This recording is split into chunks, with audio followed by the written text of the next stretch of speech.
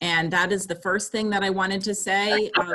I am recording this session and I will be posting this video along with, I've had a lot of questions about whether we have video of the other programs that we have done, and we do, and I will be posting those all in one place on our website. So you can look for that shortly.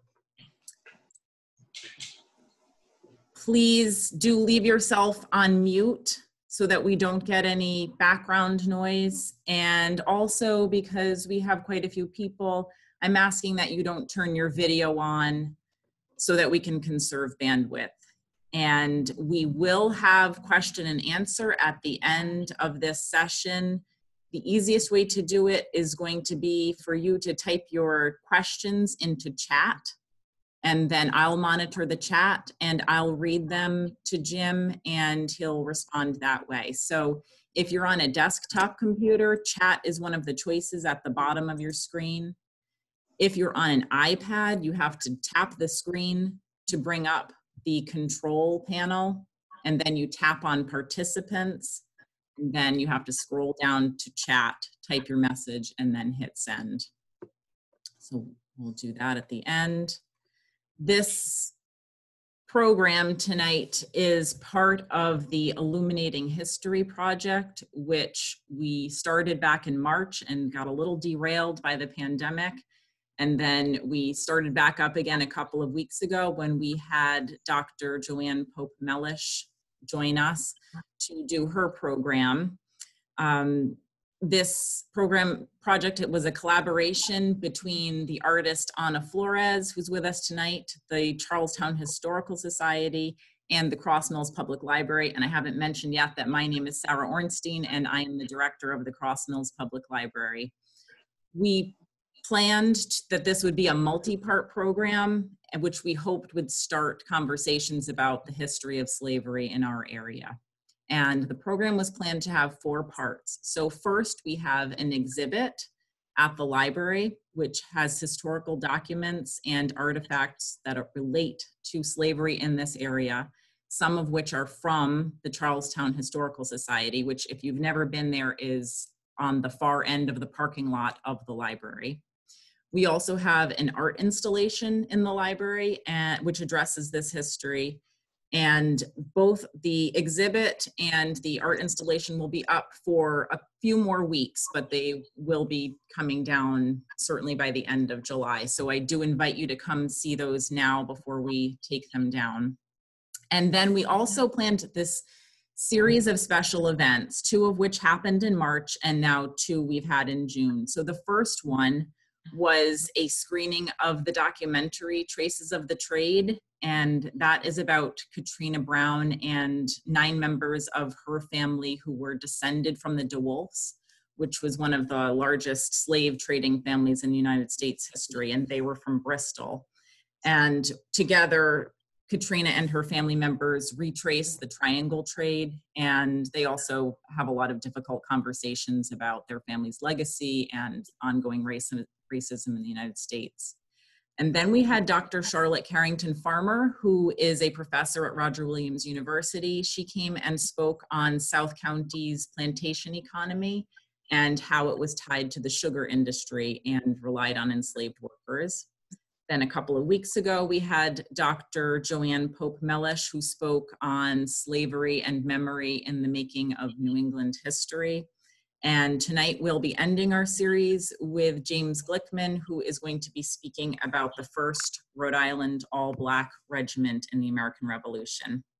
And then the last part, so those were the first 3 parts. The last part is we're going to be doing a printed booklet with photographs of the exhibit here and summaries of the events, as well as reactions from participants. And this last part is being funded through a grant from the Rhode Island Foundation. So one thing that I would like to do tonight, as this is the last of the programs, is to ask that you would please respond. If you have any responses to this series of events you would consider sharing, please do so. You can reply to the email that I sent out with the link to tonight's event. So I will now hand it over to Ana Flores, who will be introducing James Glickman. Well, thank you all for joining us for this last lecture, and for many of you, you've been following it all along, and it's been terrific to see the turnout. Sarah mentioned that this was a bit derailed by the pandemic, but I think the time is even more right to address this addressed history of our state, as the whole nation is addressing the unspoken histories of what really created us. So I think all of us are very attuned in a way that we might not have been before to this critical history. And it's been a real pleasure to work with the library and the Historical Society to pull this together. I came into this as a visual artist who's very interested in place and the history of place. And my own background is from Cuba. And when I became a resident here in Charlestown and began to dig into the history of this town, I was as surprised as any of you are probably now that this area had such a profound engagement with slavery. And so having this program here at the library has meant a great deal to me because it's really public history. We're sharing it with citizens. It's not in a university situation or in a special institution.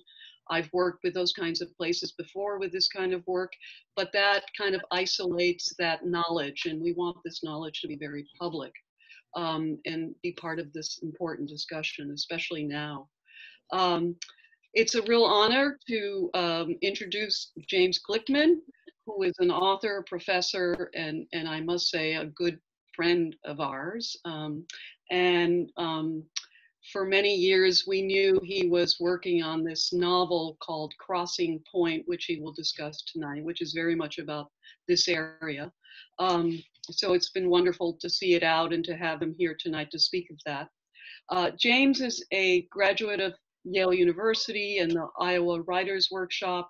He's just recently retired as an English professor at the Community College of Rhode Island, where he taught African American history and literature there for many years. He also taught fiction at the Radcliffe Seminar. He's published numerous short stories and 2 novels, Sounding the Waters, and the historical novel he'll speak about tonight called Crossing Point, which is about the Revolutionary War, very much about Rhode Island and the African American Regiment. And it really brings to life so many of these numbers that we've been seeing in the last numerous lectures of, the number of slaves here in the state. He takes that data and he brings it to life, he animates it. We follow one of the slaves, Gus Watson, who is a slave of the Hazard family, as he is involved in this African American regiment. So it's really a wonderful way to end with his sort of fictional narrative of this important history. So thank you, Jim, for being with us, and we look forward to your talk. Great. Thank you very much. It's really particularly great to be speaking under the auspices of Charlestown, where much of my novel takes place, and one of the main characters was born and raised in Charlestown. We'll talk about that. Before I certainly want to thank the Rhode Island Historical Society, Sarah Ornstein, the support of the Cross Mills Library for making this possible. And I think Eileen and John Harrington were talking about wanting to project this onto a large television screen. And I thought I'd give a quick warning to you all based on something I read a couple of weeks ago, that any human face projected onto a screen 53 inches or larger, even if the face is more benign than mine, is a frightening experience for most people. So trigger alert, be careful out there. I think I'd like to start here by reading part of a poem to frame the discussion. I'm going to try and speak a bit under around 45 minutes to an hour, depending on how many questions we get. There'll be part of this, I'll be sharing an image with you, and I'll be looking for your reaction to that image. and discussing what its role is in the revolution. But just to start, I want to read a poem by Haki R. Madabuti entitled Gwendolyn Brooks, America in the Wintertime. This was written in 1917, and it was part of a poetry magazine issue that was devoted entirely to Gwendolyn Brooks, wonderful poet. If you haven't read her, hope you have a chance to. And I'm just going to read the beginning and the end. In this moment of orangutans, I'll add parenthetically, that refers to just who you think it does. In this moment of orangutans, wolves, and scavengers, of high heat redesigning the North and South poles, and the wanderings of new tribes in limousines, with the confirmations of liars, thieves, and get-over artists. In the wilderness of Pennsylvania Avenue, standing rock misspelled executive orders on yellow paper with crooked signatures. Where are the kind language makers among us? And here's the end of the poem. Keenly aware of Tubman, Douglas, Wells Barnett, Du Bois, and the oversized consciousness and commitment of never quit people, religiously taking note of the bloodlust enemies of kindness, we hear your last words. America, if you see me as your enemy, you have no friends. And I thought I would start the discussion from there. As Anna kindly mentioned, I taught a survey course in African-American literature for over 20 years.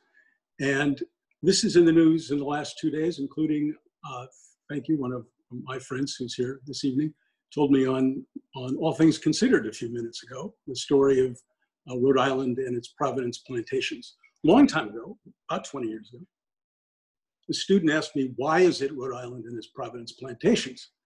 I started to research it because I had no idea, and discovered about slavery in New England and about slavery in Rhode Island. And I got more and more fascinated with it. And I researched it, the novel that I have written, for 7 years, rewrote it for 3, rewrote it for 1.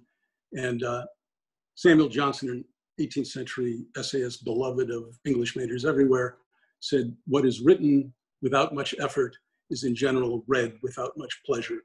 That's true, the book should be pretty good. As many of you know, but not enough people know, Rhode Island was the center of the North American slave trade before the Revolution. Some historians say that about between 60 and 80% of all slaves came through Rhode Island. And the Rhode Island economy wasn't just dependent on it. One terrific historian said Rhode Island economy was slavery-based.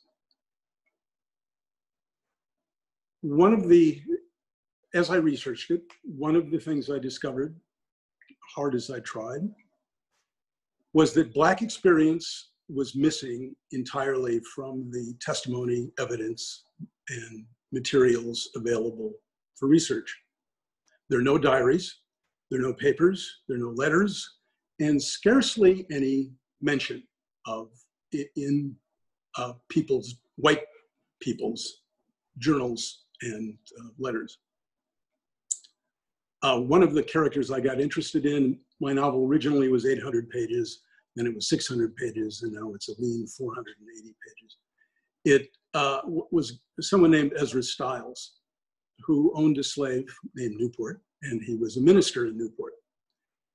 And he wrote about everything, did Ezra Stiles. He wrote about the weather. He was a polymath, fluent in 7 languages, had correspondence all over the world. He thought that he was a scientist in the way his friend Benjamin Franklin was. He thought that the more you knew and recorded about the world, the closer it brought you to God. It's a classic Enlightenment figure. And he changed, as Rhode Island changed, over the course of the Revolution. He ultimately manumitted his slave. He was a patriot, Newport. And I wanted to find out what happened in Newport. and I poured through the 6 volumes of Stiles's diary. He makes a cameo appearance, by the way, I'll mention, in my novel. He did survive. The British did fire a cannonball at him. It almost hit him, and he shook his fist and swore at them in Latin about being God haters. He manumitted his slave, but it was impossible to find out what became of him.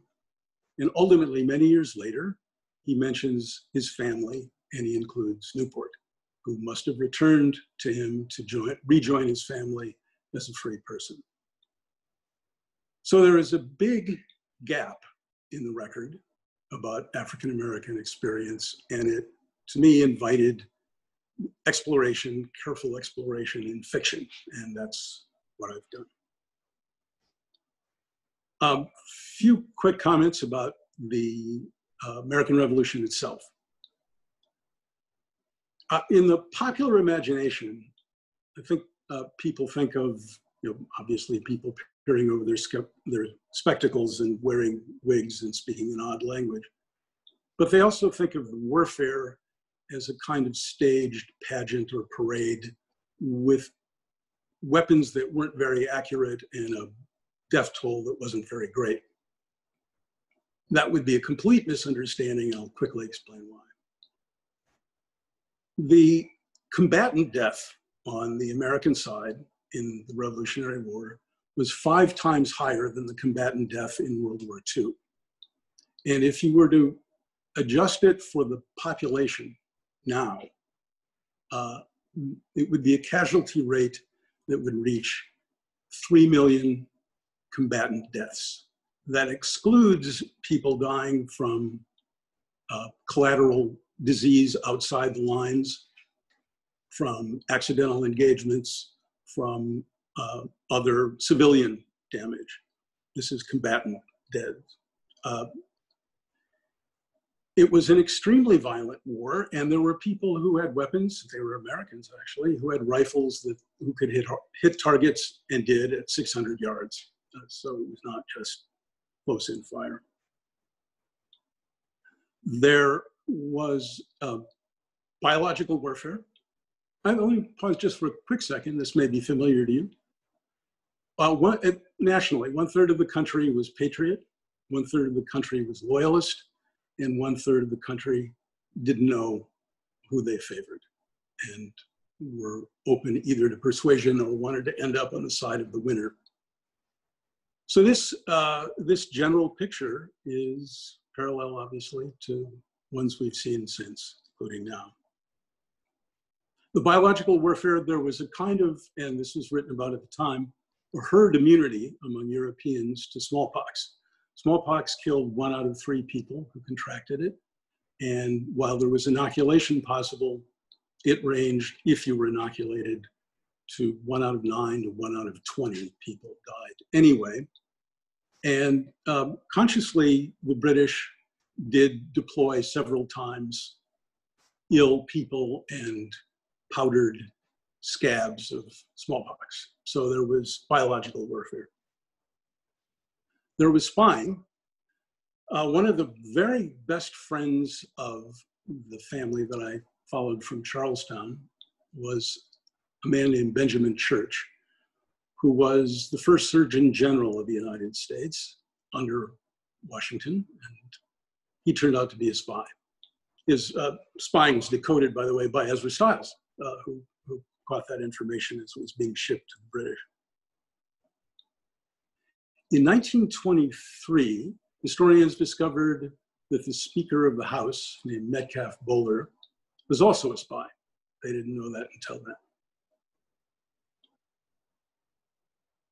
There was internal division in Rhode Island and elsewhere by class, by race, by region, by religion, and by political orientation. In the beginning, people called this, the British especially, but so did the Americans, a civil war, rather than a war between 2 enemies. And because of loyalist troops who were American-based, who attacked patriot troops, there was a strong element of civil war directly on this. There was intense surveillance, committees of inspection, which you may know about, where neighbors spied on neighbors, reported what they were doing, and there was punishment for those misdeeds or infractions against the rules that could include tar and feathering, which people picture as a kind of comic experience, but in fact was a kind of torture. Civilians were pretty much unprotected from the warfare, and a lot of them went bankrupt, either directly or indirectly. Farms, stores, shops, and they ended up on the poor rolls of their towns. The British won almost every encounter that they were involved in. Their armies was better trained, and they were led often by loyalist map makers who knew the terrain better than the Virginia general who came to lead them. And it was in that context, in 1778, that at Valley Forge, at the depths of multiple losses, that General Washington decided to authorize the raising of an all-Black military unit in Rhode Island.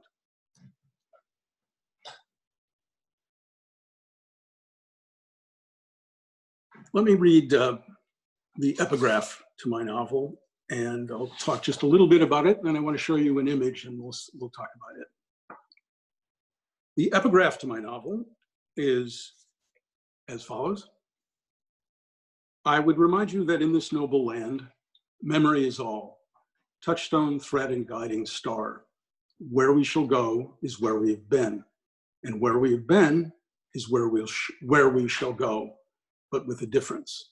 And that's from the novel entitled Juneteenth by Ralph Ellison.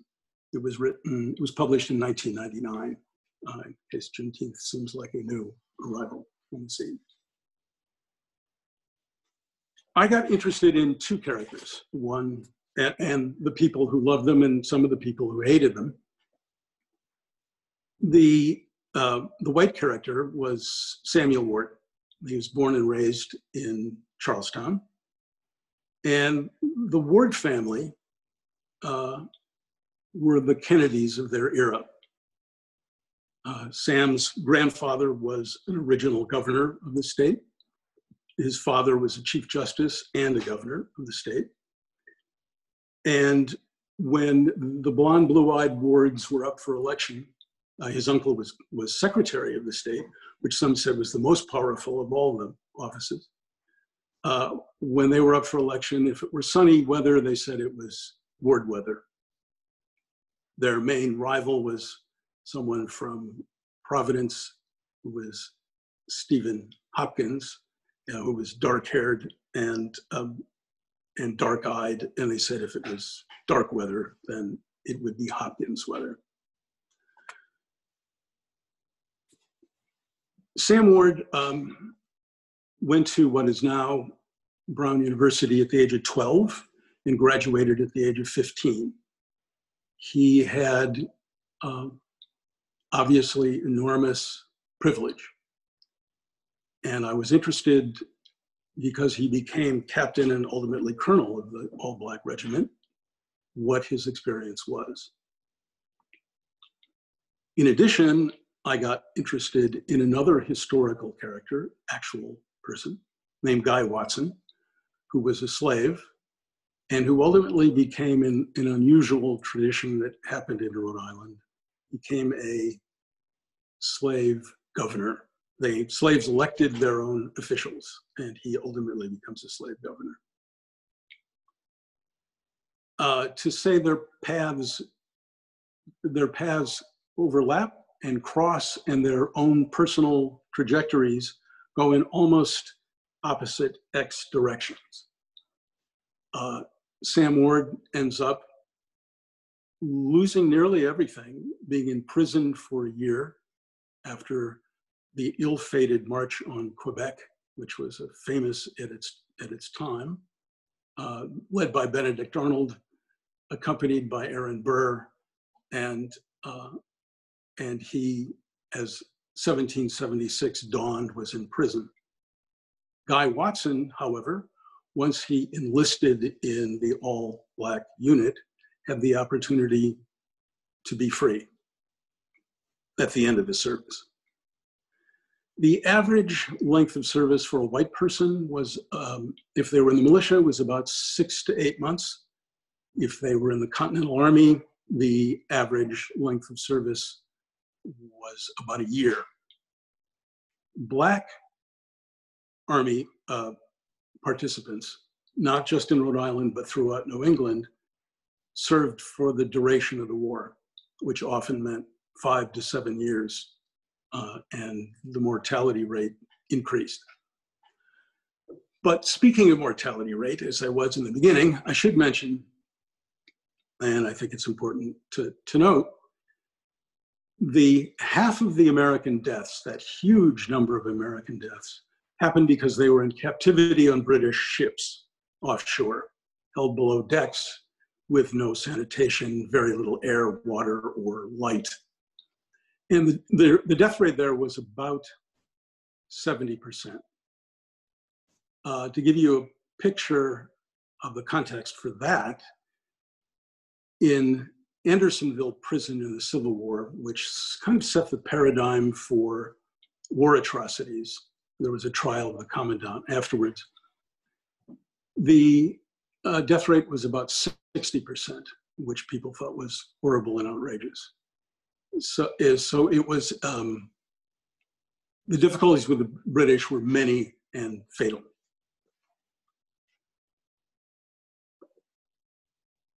How much time have we got? It's 6:30. I want to share an image with you here. It's going to take me a second. I'm on an iPad and I have to cue it up.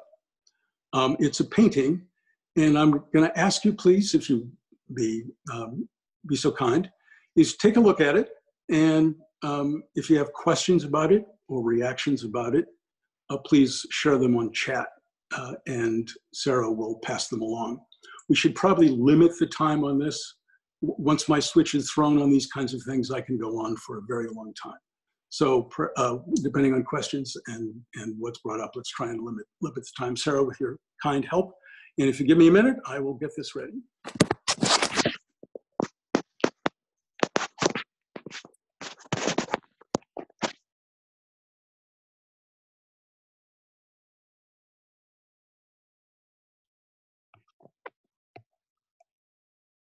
This painting is by John Trumbull, and it's entitled "The Death of General Warren." When I get to give this talk in person, I get to ask people, raise their hands, please. You know, how many of you know who Joseph Warren is? And my experience is that not many people do, although he was one of the most famous people in the Revolutionary War. He, who sent Paul Revere on his ride? General Warren. Actually, Dr. Warren. He was a beloved physician who treated white and black, poor and wealthy, loyalist and patriot. Probably because he treated loyalists, that's how he knew to tell Paul Revere that he needed to alert John Hancock. He was a spellbinding orator, 34 years old, widowed just 3 months, he has 3 young children, widowed just 3 months before the Battle of Bunker Hill, which is where this scene occurs. As you can imagine, as you can guess, Joseph Warren is dying here in the foreground, about to be, it appears, bayoneted. He was a physician, but he was breveted as brigadier general the day before this battle. He said, put me wherever you think I'll be of help, wherever I'll be of use. And they sent him into the lines at Breed's Hill, which, as you know, is actually where Battle of Bunker Hill occurred. And he was fatally shot.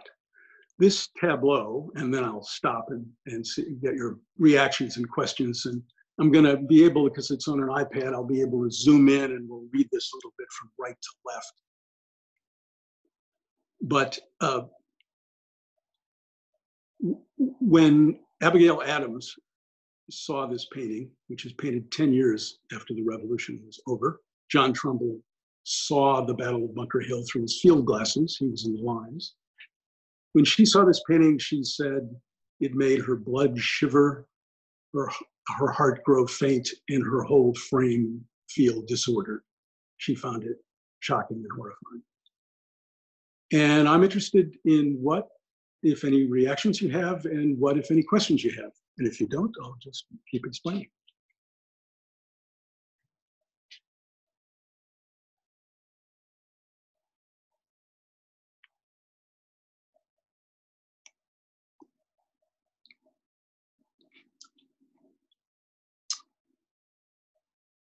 Any questions?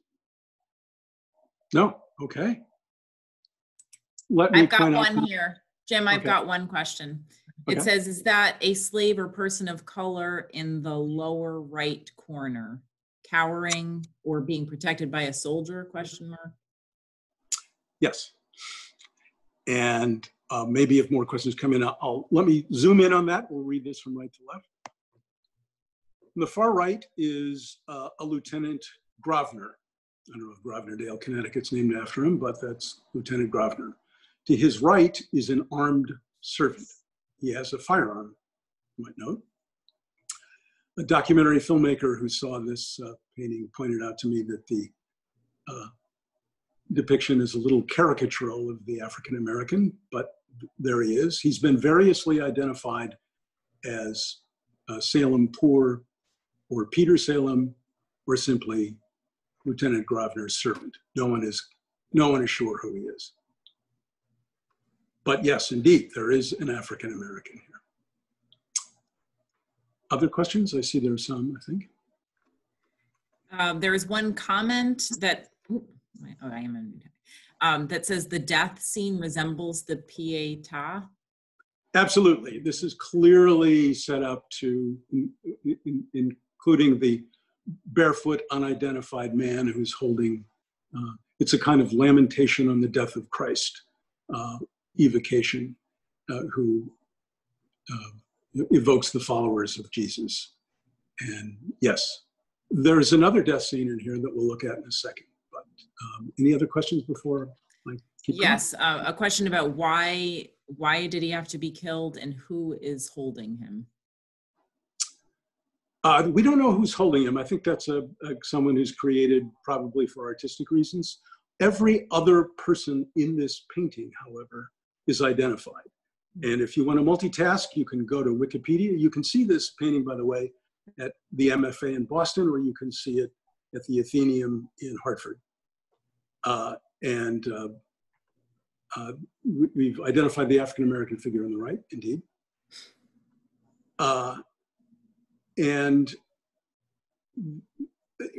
There's a lot of red in here. This is my comment. But what isn't there? There's no blood.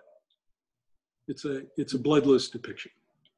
And I'll explain a little bit more about this as we go through it. Other questions that I should address? Yes, there's, actually there are a few here. Okay. So is there just, someone said, Anna, is there one African-American figure or are there more? And then someone asked, is he hiding behind the soldier in white, or is he looking? Or I think the question about is he hiding back there? Or? Yeah, that's a good question. It's a dramatic scene. It certainly goes, the whole thrust of it horizontally from the lower right to the upper left is of the British in their third assault. They won the Battle of Bunker Hill by occupying the ground, but they did it at a cost that they later reported, any more wins like that and we will be undone, said General Clinton, who is figured here. Lieutenant Grosvenor is definitely retreating from the British who are occupying the hill, and so is his servant or slave who is with him. If it's Peter Salem or Salem Poor, he is a free soldier. If it's his servant, he's his servant. And then somebody commented on the, I think they're referring to this slave on a nice looking rifle. Was that yeah. Slaves were often armed in the North by their masters for a variety of reasons, including protection of livestock and others. So that was not unusual. The question of, is there another African-American in this picture? And indeed there is, and only when I was studying this picture once before presenting it did I discover the other one. And it reminded me about the gap. In real life, approximately, people estimated 1 out of 12 Massachusetts regiment soldiers was Black. And here we see one retreating in the foreground, but if you look way over here, I'm going to put a red dot over his head. There's one more right over there. There's another drama going on here. This is the 2 British soldiers, one of whom is Lieutenant Pitcairn, who is holding his dying father. This happened in real life. His father, the British officer, was shot and dying, and his son caught him. Here in the middle is there's a bayonet that appears to be aiming at General Warren. Yeah. And the bayonet is being held off both by the young man who's holding General Warren, and also by the British officer who is restraining would be a grenadier. The bearskin hat tells you it's a grenadier, from bayoneting him, as if there is some gentlemanly intervention here to prevent savagery on the battlefield. He is stepping over his own man in order to do that. Lieutenant Abercrombie, who was actually a casualty here. In the background, I want to tell you quickly, on the right, the gray-haired man holding up the sword is General Clinton. Over here with the black hat on is General William Howe. His brother was head of the Admiralty, Black Dick Howe he was called. And his face was photoshopped in after, John Trumbull went to England to study at the Academy of Royal Arts, and Benjamin West, an American painter, was the head of it. He wanted to directly paint William Howe, who refused to meet with him. So Benjamin West painted in that face. That was not done by John Trumbull. All of these, the person at the far left is the American commander, Israel Putnam. He's retreating. And I want to tell you quickly what really happened here. This is we all of us, including me, live in a moment where we are shaped by our own understanding of the world and our own aesthetics and our own codes. And the code for John Trumbull was to paint an epic painting that's brought out the best in people. I mentioned that Joseph Warren, after his death, Warren, Rhode Island is not, but Warren, Massachusetts is named after him. There were more counties, city squares, and places of important gathering that were named after Joseph Warren than there were after General Washington. He was a figure of enormous fame for the 10 years after the war. What really happened to him? He was shot in the back of the head at the bottom of there are pictures that Harvard Medical School has. His body was recovered. It was put in a common grave with a bunch of others, fallen American soldiers. He has been dug up and reburied 3 times, actually, by his family. And they did confirm partly through clever study through Paul Revere, who helped do some dentistry on Joseph Warren, that it was indeed his body. And there was no intervention to stop Colonel Small. Colonel Small did not keep someone from bayoneting him, and it did not unfold that way.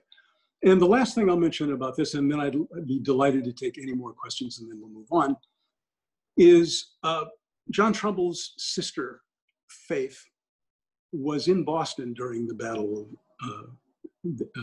of Bunker Hill. And she, like many others, and this happened in the Civil War as well, thought the battle was going to be a pageant. It was going to be a parade. It was going to be noble and grand. And she went down with others, Boston citizens, to watch the battle. The battle ends with 1,500 bodies littering the field. And she was horrified and fell into a depression. She apparently traumatized by it. And just before Thanksgiving of that same year, she killed herself. Oh. So the realities of battle are a lot fiercer than they've been presented. And the gap, as you can see, between these two African-American figures who are in this painting is great. And it's in that gap that I wrote a fiction based on fact. Are there other questions about this painting? There was one question about how did Trumbull get close to the scene of the battle? He was not close. He was in Roxbury, and he was in other battles. He was not, although he left about 2 years into the war for London. But he did watch it through field glasses and did know what actual battle was like.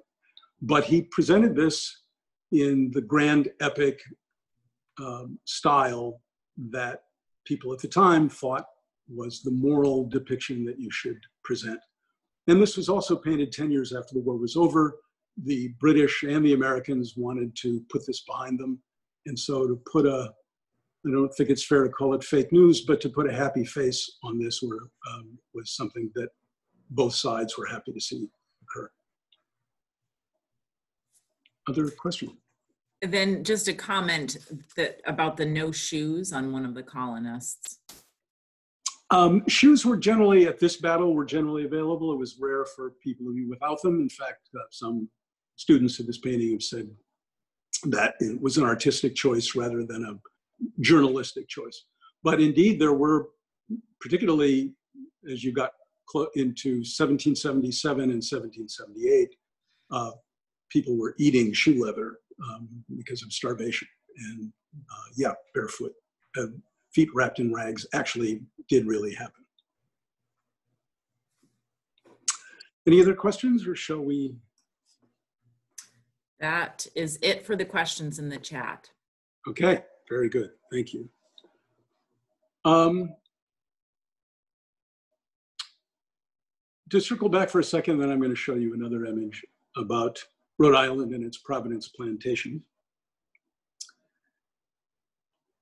It was on the paycheck I used to get and on the tax returns I used to fill out, and on all official documents, it's Rhode Island and its Providence plantations is the full name, the full and proper name.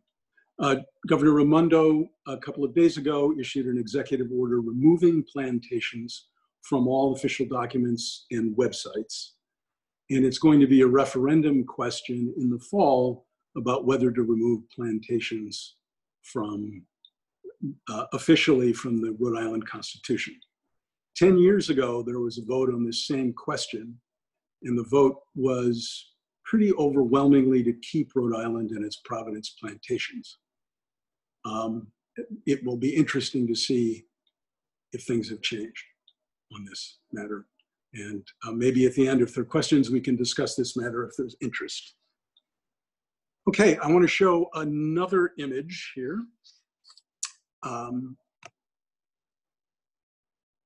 That is about the 1st Rhode Island Regiment.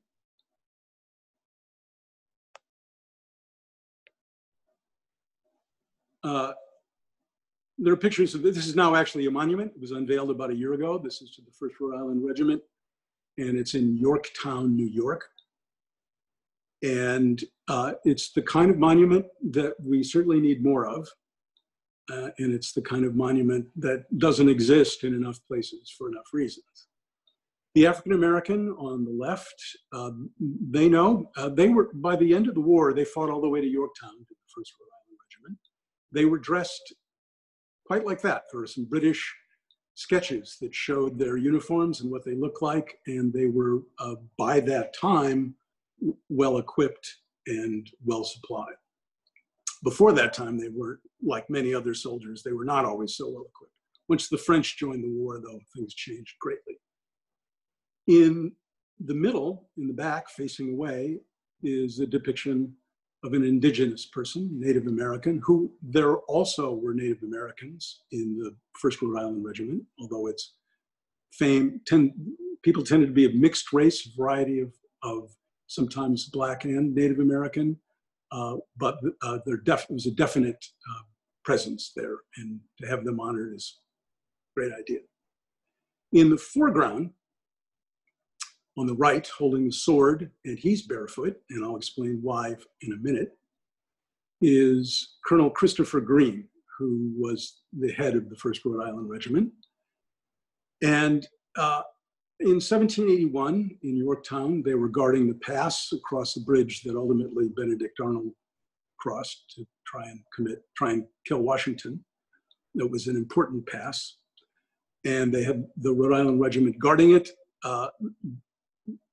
The Delancey's loyalists, who were a greatly feared kind of brutal group of Americans, came through in the middle of the night and at dawn directed a surprise attack on the headquarters of Colonel Christopher Green, who in all of his paintings is depicted as having black hair, but I think they took artistic license here to give him blonde hair. And he was asleep, and he defended himself with a sword, and he was in his nightshirt. Many of the mostly African American soldiers rallied to try and defend him unsuccessfully. And he and Major Flagg, who was Sam Ward's first cousin, were both killed. And an uncertain number of bodies were American soldiers were buried in the site near there, and 20 prisoners were taken, and that is in Yorktown, New York.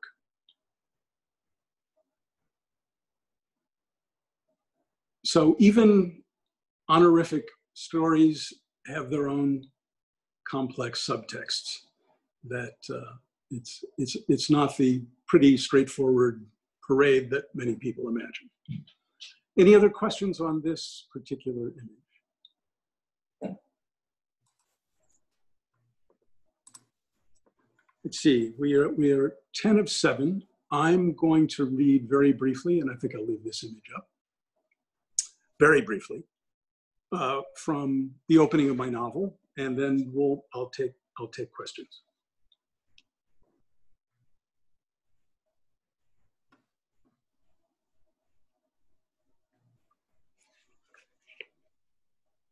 The smoldering embers of the morning's fire scent the fall air of the meeting room. Thin gray light filters through the thick leaded panes of the eastern windows. At the front wall, the 13 hearing officers range along the far side of a long oak dining table turned broadside, their faces alert. Escorted by the sergeant-at-arms to a small scarred desk at the center of the room and told to sit, Guy Watson settles himself, his hands gripping each other in his lap and the muscles in his neck and back knotted with tension. At a slanted writing desk next to the hearing officers, a secretary dips his quill in the inkwell and carefully wipes the excess off on the well's edge. He moves his pen to paper, pauses, and hunching over it begins to write. Guy, listening to the pen scratch in the silence, can feel the eyes of the officers level on him like gun muzzles. The man at the writing desk stops, rests the quill in its holder, and nods at the officers. The court-martial president, General Varnum, requests everyone to rise. The chair legs scrape the floor as everyone complies. General Varnum asks the 12 other officers to raise their right hands. You swear, he says, that you will well and truly try and impartially determine the cause of the prisoner now before you, without partiality, favor, affection, or hope of reward, so help you God. So help me God, the officers reply. The general court-martial is now in session. They seat themselves. Guy, uncertain of what to do and not having been spoken to, remains standing. Barnum passes the secretary a paper to read aloud. He peers at the page for a moment, his lips moving silently as he reviews its contents. Then he clears his throat and reads in a thin, reedy voice. By direction of Brigadier General James Varnum, a general court-martial is hereby appointed to meet at East Greenwich, Rhode Island on the 14th day of September, 1778, for the trial of Lieutenant John Hazard, Jr., and such other prisoners as may be brought before it, accused of violating Article 52, misbehaving before the enemy, shamefully abandoning the post he was commanded to defend, and casting away his arms and ammunition. Also for the trial of Guy Watson, for violating Article 57, holding correspondence with or giving intelligence to the enemy, either directly or indirectly. Conviction of said crimes shall result in death or other such punishment as shall be ordered by a sentence of the General Court-Martial. The secretary turns to Guy Watson and says, "How do you plead?" Guy's grip on his own hands tightens. He stands straight and unmoving. He's been told about this part and knows he is supposed to say something. Here in the pale morning light of this room, with the officers looking at him and the word death still hanging in the air, he cannot, for the life of him, remember what it is he's supposed to say. And that's the beginning of my novel. Okay, I'll be happy to take any questions you have on any of the discussion we've had so far.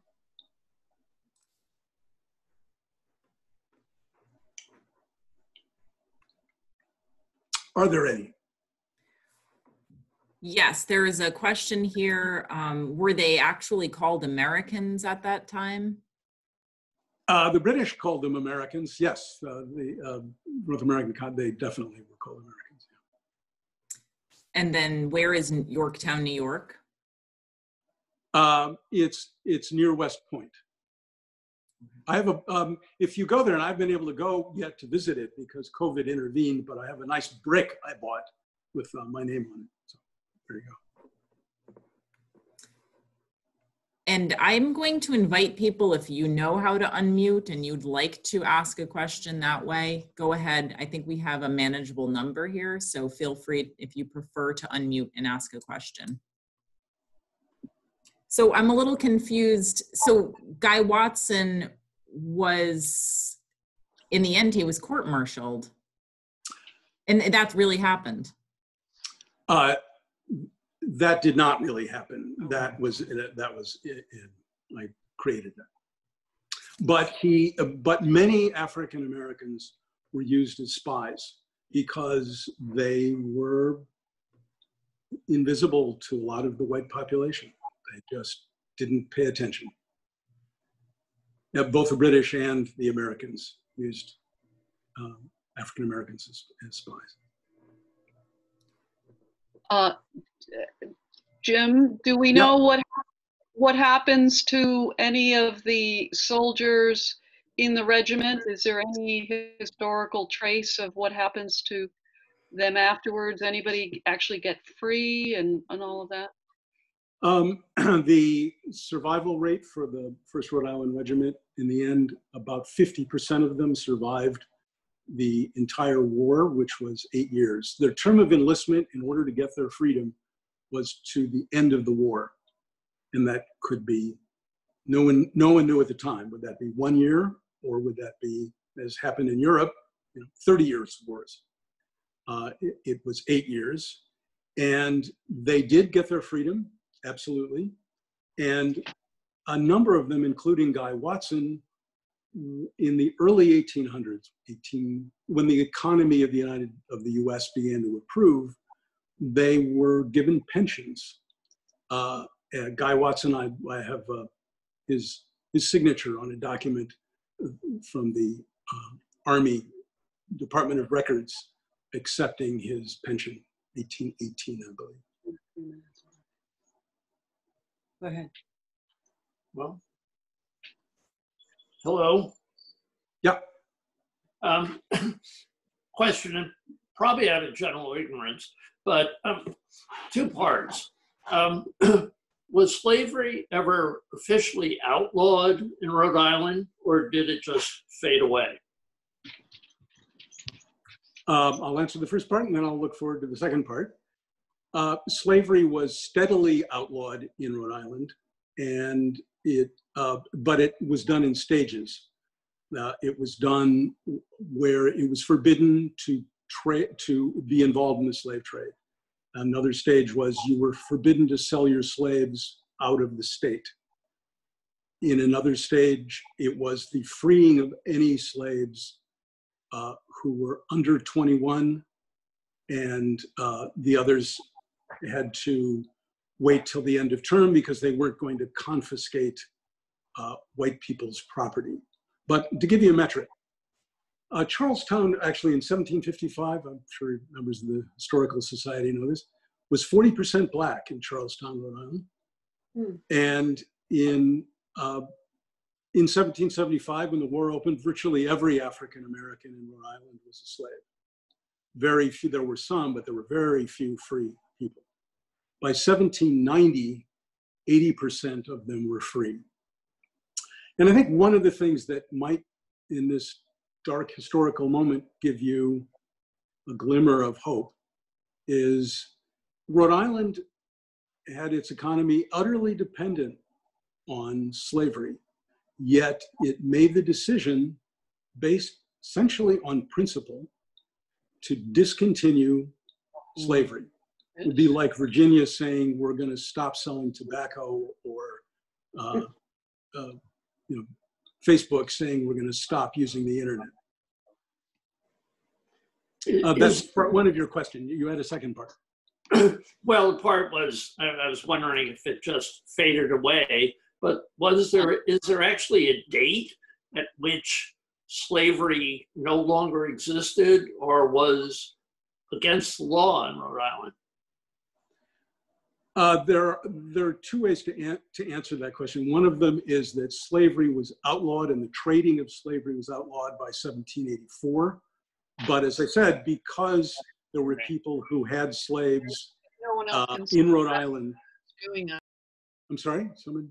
Oh, because people had slaves that they were required to care for. It worked two different ways. The towns did not want to be responsible for caring for poor and aged or suddenly released to the wild, so to speak, slaves who might not be able to survive in an economic environment where there were few jobs and they had no particular skills. So slavery in name, in a sense, was continued. And I don't remember, let me give you a caveat.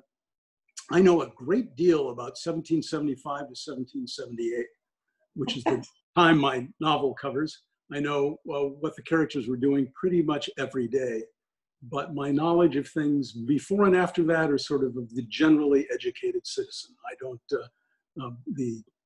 Joanne Pope Mellish and other wonderful historians could answer your question more precisely. Thank you. Yep. And I just want to add I think it was Joanne Pope Mellish who wrote a book on gradual emancipation. And we do have that at the library if you're interested. So we have more questions in chat here. Okay, let's see. Go ahead and just say your name first. Okay, I'm Ellen Rothman. Jim, when you at the very beginning, you said 80 to 90% of slaves came through Rhode Island. I assume you mean in the pre-revolutionary period, right? Yeah, 60 to 80. Some people put it at 60, some put it at 80. Okay, so when they created the first Black regiment, was it the Rhode Island Regiment? Because, I mean, there were a lot of Blacks in New York. Why did they make the first Black regiment the Rhode Island Regiment? New York was largely loyalist, and so it would not have, in fact, the only governor in the colonies at the outbreak of the Revolution who was a patriot was John Trumbull's father, Jonathan Trumbull. So Rhode Island is one of the only places where people were amenable to this occurring. And Rhode Island had a very large number of slaves, even compared to its more populous neighbors. Certainly the largest in New England. I was just curious about New York, but maybe New York wasn't willing. No evidence, and certainly their legislature and their governor would have prevented it by any means they could.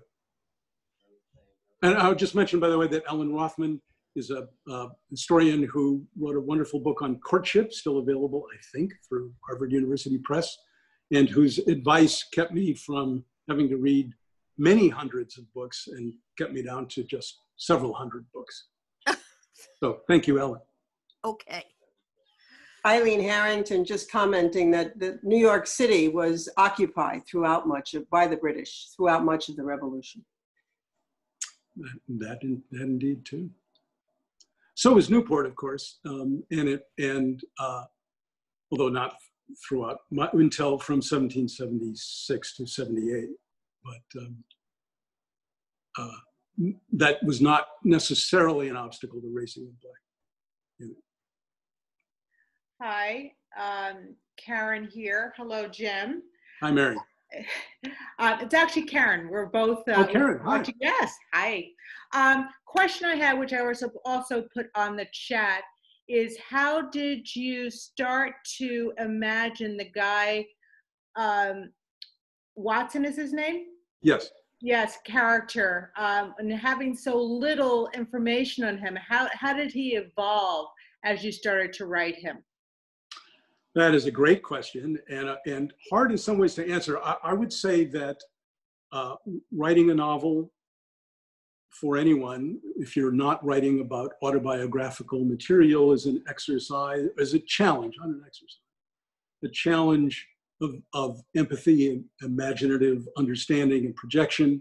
And I read a great deal about the experience of African Americans in Rhode Island and what I was able to recover about Guy Watson in particular, and imagined his life and character and circumstances. And if you read the novel, I guess you can determine if I was able to do that successfully.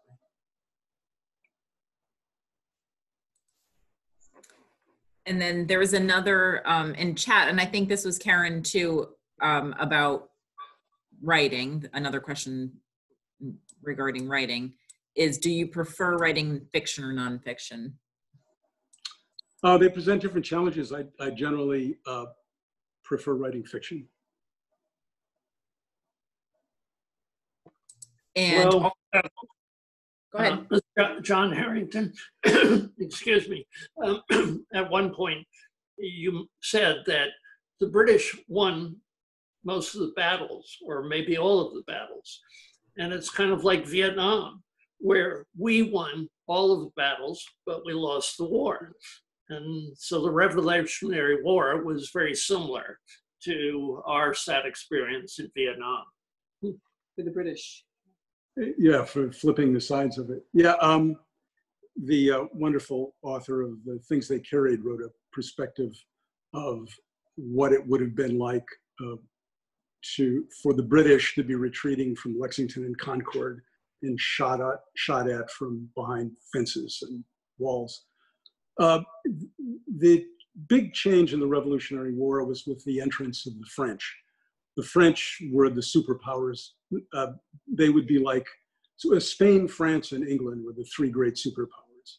And America, the US, well, then America, was a pretty small and undersupplied and distant place. But once the French joined them, it would be like the Americans or the Chinese siding with some small country in a war. And France provided naval and material support. And it became really, once they joined the war in 1778, it became a question of when the Americans would win and when the British would quit. And the Americans did follow a campaign of, in the South especially, under Nathaniel Greene, of not losing battles, of trying to engage and leave without losing big pitched battles with high casualty rates. And what did the French get out of it for their help to the colonies? What was their?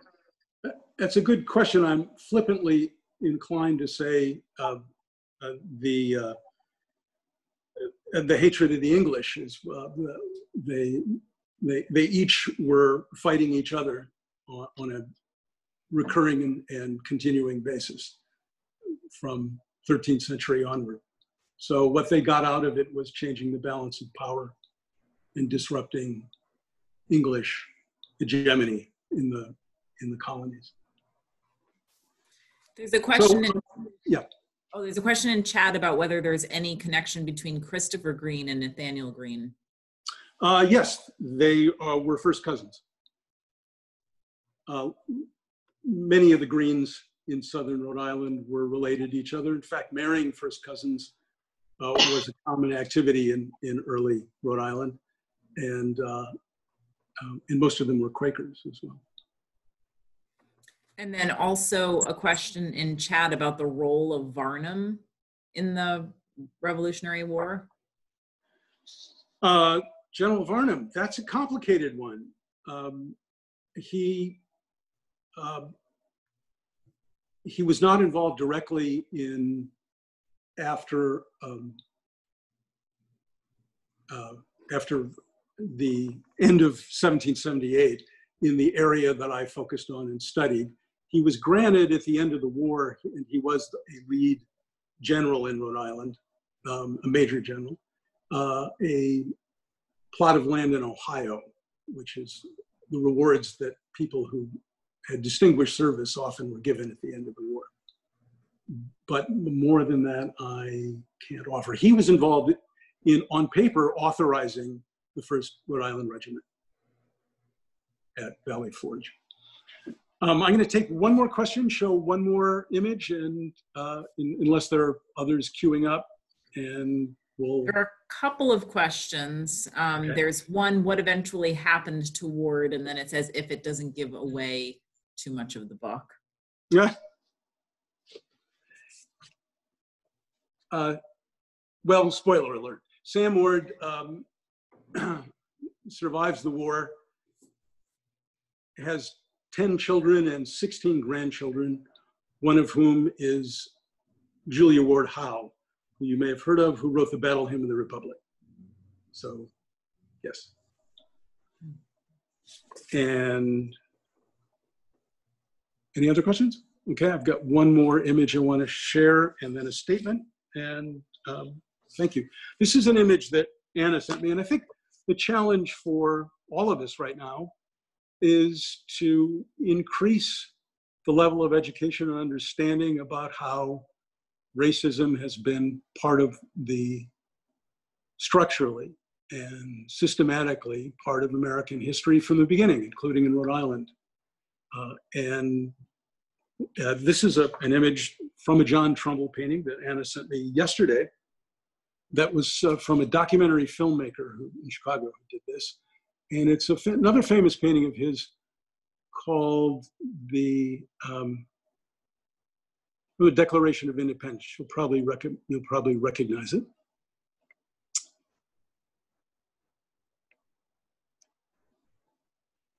This is the Declaration of Independence, and 34 of the 47 signers of the Declaration were slave owners.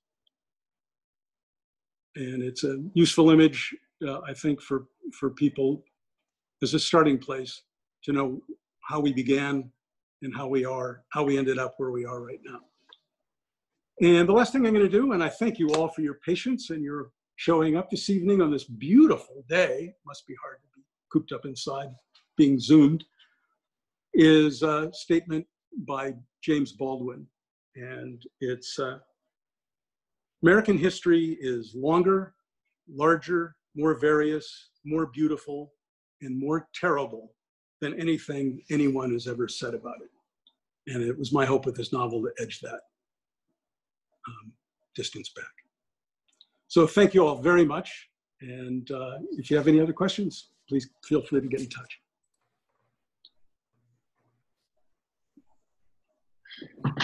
Thank you. This is wonderful. Thank you. All right. Thank you. We appreciate it very much. Glad to do it. Bye-bye. Bye-bye. Thank you. Thanks, Sarah. You're welcome. Thank you again. Thanks for coming, everyone. Thank you. Yeah, this was. Thank you, Anna. I just wanted to say hi. It's Sue Shankman. Hi, Sue. Well, I'll be in touch. Are you back visiting, renting a place here in Charlestown? No, you know what? I'll send you a message, okay? Okay. Okay, very good. Okay, Great. great. Yep, nice surprise. Okay, good. Bye. Bye.